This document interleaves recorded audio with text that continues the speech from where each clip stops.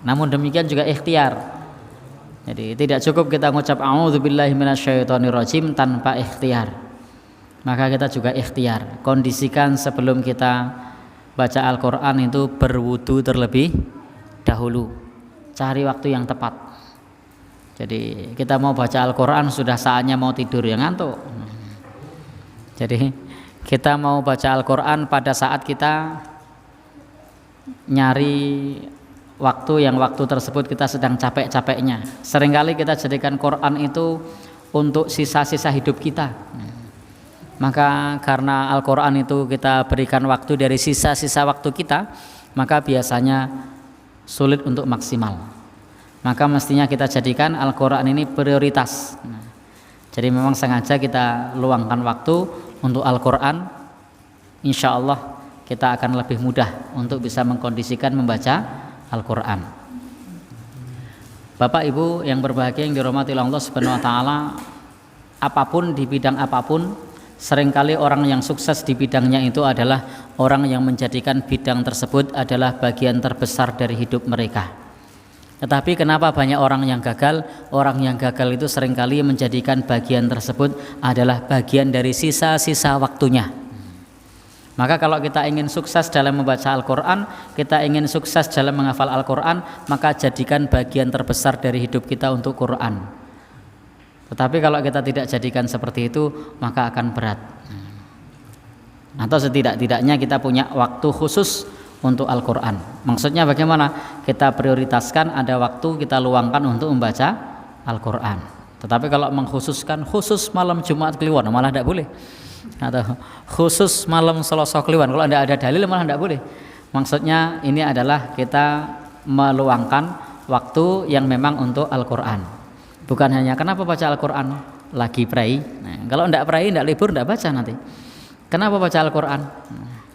Ini lagi sakit. Kalau tidak sakit tidak baca nanti. Maka butuh waktu tertentu.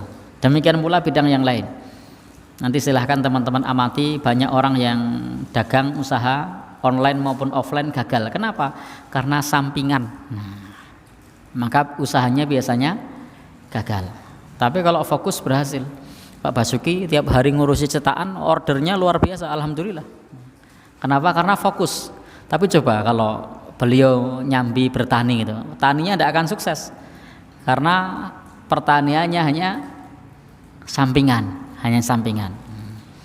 Bu Al misalnya fokus di susu kedelai, bisa bikin rumah tingkat, alhamdulillah, karena fokus.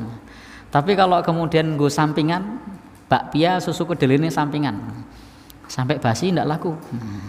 Kenapa? Karena tidak fokus. Bapak dan saudara yang berbahagia yang dirahmati Allah Subhanahu wa taala, maka penting bagi kita bukan hanya berlindung kepada Allah, tapi kita juga harus fokus. Kita harus luangkan waktu agar kita bisa melawan syaitan, sehingga kita bisa merutinkan, mendawamkan membaca Al-Quran. Bahkan kalau para sahabat dahulu saking semangatnya, mereka menginginkan untuk bisa membaca Al-Quran tiap malam khotam. Jadi ada hadis Rasul, ada seorang sahabat datang kepada Nabi dan mengatakan ingin membaca Al-Quran setiap malam khotam. Lalu kemudian Rasul mengatakan, bacalah Al-Quran 1 bulan 1 kali khotam. Sahabat ini berkata, ya Rasulullah, inni utiku min dzalik. Wahai Rasul, aku mampu lebih dari itu. Maka Rasul menyarankan, kalau begitu bacalah Al-Quran 1 bulan 2 kali. Apa kata sahabat ini? Ya Rasulullah, inni utiku min dzalik. Aku mampu lebih dari itu. Kalau begitu bacalah Al-Quran setiap 1 pekan. Kemudian orang ini mengatakan, wahai Rasul, saya masih mampu lebih dari itu. Saya bisa khotam lebih dari itu. Kalau begitu Rasul kemudian bersabda, iqra'hu fi kulli salas. Bacalah, khotamkan Al-Quran setiap 3 hari. Sahabat ini masih berkata, ya Rasulullah, inni utiku min dzalik. Wahai Rasul, aku masih mampu lebih dari itu. Jadi semangatnya itu sehingga mengalahkan semuanya. Bisa mengkhotamkan Al-Quran 3 hari sekali, itu pun masih nawar sama Rasul. Kalau bisa sehari khotam 1 kali. Kalau zaman kita ini nawarnya gimana? Ada seorang guru ngaji nih misalnya, kasih PR kepada jamaahnya. Bapak Ibu, besok minggu depan sudah khotam 1 kali ya. Kira-kira bilangnya gimana?